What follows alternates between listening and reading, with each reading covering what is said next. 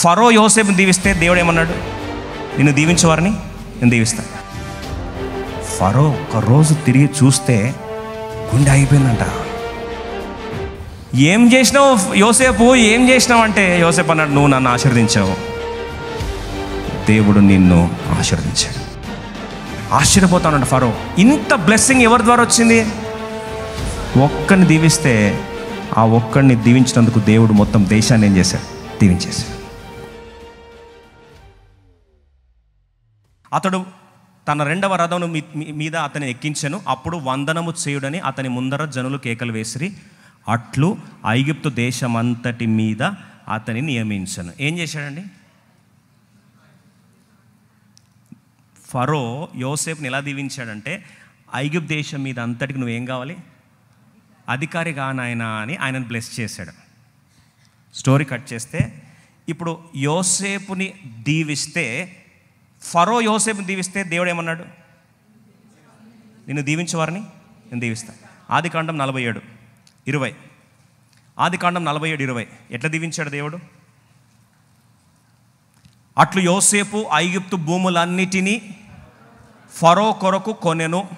కరువు వారికి భారమైనందున ఐగుప్తులందరూ తమ తమ పొలములను అమ్మివేసిరి గనుక భూమి ఫరోది ఆయను. వాస్తవంగా ఐగుప్తు భూమి మీద ప్రధానిని ఎవరు పెట్టాడు? యోసేపుని బ్లెస్ చేస్తే స్టోరీ రెండు నెలల్లో, కొన్ని నెలల్లో స్టోరీ మారిపోయి ఏమైంది తెలుసా అండి?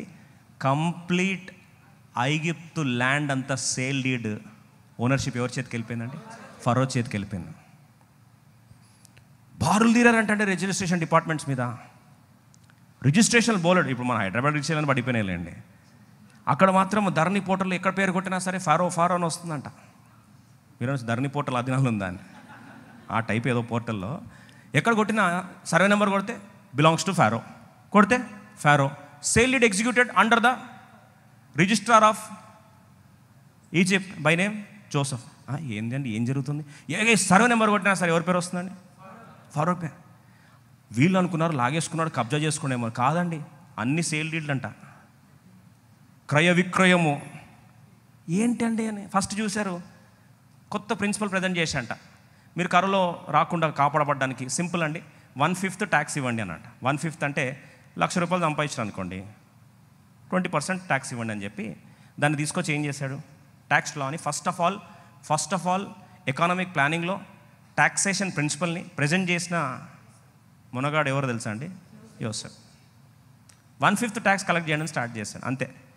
1/5 ట్యాక్స్ కలెక్ట్ చేయడం స్టార్ట్ చేసరికి అందరూ వచ్చి పాపం ట్యాక్స్ కడుతున్నారు. వాళ్ళ ల్యాండ్ ఆల్రెడీ 1/5 రాసేసిన తర్వాత ల్యాండ్ పుష్కలంగా పండించిన తర్వాత తీసుకెళ్ళి ఏం చేస్తారు? గోదాంలో పెట్టిన తర్వాత ఇప్పుడు కరువు స్టార్ట్ అయిందంటే, కరువు స్టార్ట్ అయినప్పుడు డిస్ట్రిబ్యూషన్ స్టార్ట్ అయింది. ఫ్రీగా వచ్చి తీసుకోండి.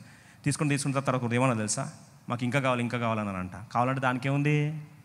మీ ల్యాండ్ తీసుకొచ్చేయండి, ఫరోకి అమ్మేసేయండి. ఫరో మీకు రిటర్న్ ఏమి ఇస్తాడు? ధాన్యం ఇస్తాడు. బార్టర్ సిస్టంలో మీరు ల్యాండ్ ఇవ్వండి, ధాన్యం తీసుకున్నాను. పొలం అని బారులు తీరారంట అందరు. డాక్యుమెంట్ పట్టుకోవడం, సంచులు తీసుకుపోవడం. ఏది? ధాన్యం. విదిన్ ఫ్యూ మంత్స్లో మొత్తం ల్యాండ్ అంతా ఎవరి చేతికి వెళ్ళిపోయిందండి? ఫరో చేతికి వెళ్ళిపోయింది. ఫరో ఒక రోజు తిరిగి చూస్తే గుండె అయిపోయిందంట. ఏం చేసినావు యోసేపు, ఏం చేసినావు అంటే యోసేపు అన్నాడు, నువ్వు నన్ను ఆశీర్వదించావు, దేవుడు నిన్ను ఆశీర్వదించాడు. మొత్తం ప్రాపర్టీకి అంతటికి నువ్వే యజమానుడే. ఇప్పుడు లాస్ట్కి రుణం ఎలా తీర్చుకున్నాడు తెలుసా అండి యోసేపుకి? చూడండి, 47వ అధ్యాయం 11వ వచనం. Genesis chapter 47 verse 11 quickly. ఫరో ఆజ్ఞాపించినట్లు యోసేపు తన తండ్రిని తన సహోదరులను ఐగుప్తు దేశంలో నివసింపచేసి ఆ దేశంలో రమసేస్ అను మంచి ప్రదేశంలో వారికి స్వాస్థ్యము మంచి ప్లేస్ ఇచ్చాడంటండి. ఎవరు? ఫరో యోసేపు చూసి, అయ్యా నువ్వు దీవించబడాలయ్యా, నువ్వు మంచి ప్లేస్ ఉండాలంటే నీకు మాత్రమే కాదు, ఇశ్రాయేలు నీ బిడ్డలందరినీ కూడా. యాకోబు పేరు ఎవరండి? ఇశ్రాయేల్గా మారాడు కదా. కాబట్టి ఇశ్రాయేల్ను దీవించిన వారందరూ ఏమవుతారు? దీవించబడతారు. ఆశ్రయించబడిన వారు ప్రతి ఒక్కరు ఆటోమేటిక్ బ్లెస్సింగ్ ఎవరికి వస్తుంది?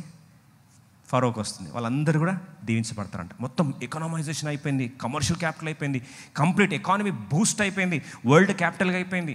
చూస్తూ ఉంటే దేశాలన్నీ కూడా బారులు తీరి నేరుగా అంతా ఎక్కడికి వెళ్తున్నారు? రమోసేస్ పితోం పట్టణం. ఎక్కడ చూసినా సరే క్యాపిటల్ సిటీగా, ప్రపంచ వాణిజ్య రాజధానిగా ఐగుప్తు దేశం మారిపోయేసరికి ఆశ్చర్యపోతానంట ఫరో. ఇంత బ్లెస్సింగ్ ఎవరి ద్వారా వచ్చింది? ఒక్కడిని దీవిస్తే ఆ ఒక్కడిని దీవించినందుకు దేవుడు మొత్తం దేశాన్ని ఏం చేశాడు? దీవించేశాడు. స్టోరీ కట్ చేద్దాము. ఇంకొక దుర్మార్గుడు వచ్చాయంట, వాడి పేరు కూడా ఫరో. వాడు ఫరోనే. ఫస్ట్ నిర్గమకాండం 1:8 వాడు అంటాడు, ఫస్ట్ క్వశ్చన్, ఎవడరా వాడు యోసేపు అన్నాడంట. నిర్గమకాండం 1 త్వరగా ఎక్సోడస్ 1:8 క్విక్లీ. ఇశ్రాయేలు బహు సంతానము గలవారి అభివృద్ధి పొంది విస్తరించి అతిథ్యముగా ప్రబలిరి, వారున్న ప్రదేశంలో ఒకటి వారితో నిండి ఉండరు. మొత్తం వాళ్ళు బ్లెస్ అవుతా ఉన్నారు. 8వ వచనం. అప్పుడు యోసేపును ఎర్రగని క్రొత్త రాజు ఐగుప్తును ఏలనారంభించాడు. ఏం చేశాడో యోసేపు తెలియదంటండి వీడికి. కొన్నిసార్లు సడన్గా ముఖం నువ్వు ఏం చేసావు ఏంటని ఏం తెలియని కూర్చొని ఇష్టం వచ్చినట్టు వాగుతూ ఉంటాడు. ఎవడరాడు యోసేపు అని చెప్పి. పక్కన చన్నారంట, సార్ అట్లా అనకండి సార్, ఈరోజు మొత్తం ఫరో ప్రాపర్టీ అయిన కారణం ఆయన సార్, సీక్రెట్ ఆయన అంటే. ఎవడరాడు అని అంట. అలాగే సార్ ఇశ్రాయేల్ ప్రజలు అంటే. వాడినే కాదు, వాని జాతిని మొత్తం ఏం చేయాలి, నైల్ నదిలో పడేసేయండి, మొత్తం ఫ్లరిష్ అయిపోతున్నారు, బ్లెస్ అయిపోతున్నారు. అరే నీ బ్లెస్సింగ్ కారణం వాళ్ళు సార్ అంటే. ఎవడు చెప్పిండు, ఇప్పుడు చూపిస్తా అని చెప్పి వాళ్ళని ఏం చేశాడు, తీసుకెళ్ళి ఊచకొత కోసి మొగ బిడ్డలందరినీ తీసుకెళ్ళి నైల్ నదిలో పడేయండి అన్నాడు. స్టార్ట్ చేశాడండి ద్వేషించడం, దూషించడం, నాశనం చేయడం, చంపడం స్టార్ట్ చేశాడు. స్టోరీ కట్ చేస్తే ఏ నదిలో ఏ బిడ్డలను అయితే పడేశాడో, నిర్గమకాండం 15:4 ఎక్సోడస్ 15:4. ఎంత బ్యూటిఫుల్గా స్టోరీ కోరిలేషన్ చూడండి. నిర్గమకాండం 15:4. ఆయన ఫరో రథములను అతని సేనను సముద్రంలో పడద్రోసెను, అతని అధిపతులలో శ్రేష్ఠులు ఎర్ర సముద్రంలో మునిగిపోయారు. మొత్తం క్యాబినెట్ మంత్రులు, ఫరో, తన ఫ్యామిలీ మొత్తం అంతా, మినిస్టర్లు, రెవెన్యూ ఆఫీసర్లు, మున్సిపల్ అథారిటీస్, ఏది తీసుకున్నా సరే కంప్లీట్ అందరూ కలిసి మూకమ్మడిగా తీసుకెళ్ళి దేంట్లో ముంచేశాడంట, సముద్రంలో ముంచేశాడు. వాడు ముంచింది దేంట్లో, నైల్ నదిలో. దేవుడు ముంచింది వాళ్ళని సముద్రంలో. ఏది బెటర్? నైల్ నది బెటర్ నన్ను అడిగితే. కనీసం తప్పించుకొని ఈదుకొని బయటకు రావచ్చు. కానీ వీళ్ళని ముంచింది ఏంట్లో అండి, ఎర్ర సముద్రం. దానికి ముందు స్ట్రాటజిక్గా దేవుడు ఎకానమీ ఎలా బ్లాస్ట్ చేశాడో తెలుసా అండి. ఒక్క కోవిడ్ వస్తే మన ఎకానమీ ఏమైంది చెప్పండి, కుప్పగూలిపోయిందా లేదా? ఎకానమీ కుప్పగూల్చి కాదండి, కుటుంబాలే కుప్పగూలిపోయినాయి అంటాం కదా. అట్లాంటి వాళ్ళకి ఎన్నో వచ్చాయి తెలుసా అండి, 10 వచ్చాయి. పెద్ద సీనియర్స్ వాళ్ళు. ఒక ప్లేగ్ రావాలా, ఒక తెగులు రావాలా, ఎకానమీ క్రాష్, సెన్సెక్స్ పాయింట్స్ ఇలా పడిపోయినాయి, ఇన్ఫ్లేషన్ అలా షూటప్ అయిందని. ఇంకోటి తెగులు నెంబర్ 2 టంగు మన వల్ల పైకి లేచింది. తెగులు నెంబర్ 3 పైకి లేచింది. ఒక్కొక్క తెగులుకి సముద్రాలు, నీళ్లు, భూమి, ఆకాశం, వనరులు అన్నీ కూడా మొత్తం స్వాహ.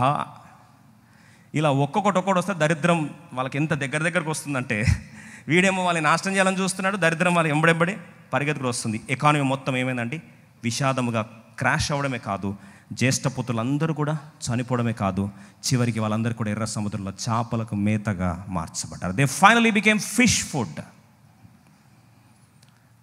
మళ్ళీ తిరిగి ఆ రోజు నుంచి ఈ రోజు దాకా ఐగుప్తు ఎప్పుడు కూడా కోలుకోలేకపోయిందండి. Even today కోలుకోలేకపోయింది. ఎక్కడ ఉండాల్సిన దేశము ఎక్కడికి వెళ్ళిపోయింది కదా.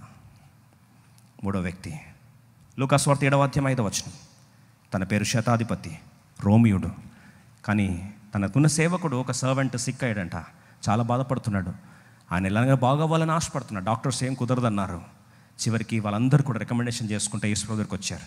ఎందుకు వచ్చి యేసుప్రభు రికమెండేషన్ చేస్తున్నారు? లూకా సువార్త 7:5 అతడు మన జనులను ప్రేమించి మనకు సమాజ మందిరము తానే కట్టించనని ఆయనతో చెప్పి మిక్కిలి వాళ్ళందరూ వచ్చి బతిమాలుతున్నారంటండి. ఎందుకు బతిమాలుతున్నారంటే వాళ్ళు అంటున్నారు, అయ్యా ఈయన అన్యుడైనా సరే మనల్ని ఏం చేశాడు, ప్రేమించాడు. యెరూషలేమా నిన్ను ప్రేమించువారు వర్ధిల్లుతారని నువ్వే చెప్పావు కదయ్యా. అయ్యా ఆయన మనం ప్రేమించడం మాత్రమే కాదు, మన కొరకు సమాజ మందిరాన్ని ఏం చేశాడు, దగ్గరుండి తానే సమర్పించుకొని మరీ కట్టించాడయ్యా. ఆయనకు మేలు చేయకుండా ఎలా ఉంటావయ్యా అంటే, వెంటనే ప్రభు అన్నాడు, స్వస్థపరచడం నేను వస్తాను పద అంటే, నువ్వు రావాల్సిన అవసరం లేదయ్యా, నీ మాటకి ఎంత అధికారం, నాకెంత అధికారం ఉందో నా సైనికుల మీద, నీ మాటకు అంతే అధికారం. ఒక మాట చెప్పు ప్రభా, స్పాట్లో బాగా అవుతాడు. మాట సెలవిచ్చాడు, దాసుడు అక్కడ స్వస్థపరచబడ్డాడు. దేవుడు నోరు తెచ్చి ఒక మాట్లాడు. ఇంత గొప్ప విశ్వాసం నేను జీవితంలో ఎప్పుడూ చూడలేదు. ఇశ్రాయేలు దేశంలోనే ఇంత గొప్ప విశ్వాసం చూడలేదు. ఆఖరి వ్యక్తి ఆదికాండం 30 జెనసిస్ చాప్టర్ 30:27. ఈ మాట చదువుకొని మనం ప్రభువులో ప్రవేశిస్తాం. ఆదికాండం 30:27. ఎంత అద్భుతమైన మాట. ఒక అన్యుడు, ఆయన దగ్గరికి ఒక దేవుని నామం పేరిట ఒక వ్యక్తి వచ్చాడు. తన పేరు యాకోబు, తర్వాత ఇశ్రాయేలుగా మార్చబడ్డాడు. ప్రభు అన్నాడు, నా బిడ్డల్ని దీవిస్తే నేను వీణ్ణేం చేస్తాను, దీవిస్తాను. ఈ లాబాను యాకోబుని ఏం చేశాడు, చేర్చుకున్నాడండి. అంతే, జెనసిస్ 30:27. అందుకు లాబాను అతనితో నీ కటాక్షము నా మీద ఉన్న ఎడల నా మాట వినుము, నిన్ను బట్టి యెహోవా నన్ను ఆశీర్వదించెనని శకునము చూసి తెలుసుకుంటానని చెప్పాను. పాపం లాబాను అది లేటుగా తెలుసుకున్నాడు. ఏమని? శకునం చూసంట నాకు ఎందుకింత దీవించబడుతున్నా నేను అనుకున్నాంట. ఆడిట్ రిపోర్ట్స్ అందరూ ఆడిటర్స్ ఫైల్ చేసిన తర్వాత ఏంటో సార్ పుష్కలంగా దీవించబడుతున్నట్టు ఎప్పటి నుంచి అన్నారంట. ఎప్పటి నుంచి తెలుసా సార్? ఆ యవనస్తుడు వచ్చినప్పటి నుంచి సార్ అని. ఏ యవనస్తుడు? వాడు నా ఆస్తి దొంగలించాడు నేను ఫీల్ అవుతున్నాను అంటే, కాదు సార్, ఈరోజు మీ బతుకులు ఇంత ఆశీర్వాదం వచ్చిందంటే ఎవరు? ఆయనే సార్ అని. ఓ అని చెప్పి అప్పుడు యాకోబు దగ్గరికి వెళ్ళి ఏమంటున్నాడు తెలుసా? నాకు శకునం ద్వారా తెలుసుకుంటుని ఏమనంటే యెహోవా నిన్ను బట్టి నన్ను ఏం చేస్తున్నాడు? ఆశీర్వదిస్తున్నాడు. ఓ ఇశ్రాయేలు, నీ భాగ్యము ఎంత గొప్పది. యెరూషలేమా నిన్ను ప్రేమించేవారు. Yes, God started blessing Laban so much just because of Israel, just because of Jacob.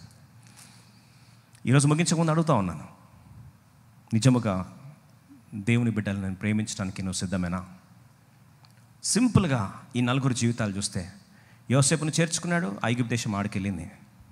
దేవుని బిడ్డల్ని విస్మరించి తులనాడి చంపేద్దాం అనుకున్నాడు, ఐగుప్తు దేశం కుప్పగూలిపోయింది.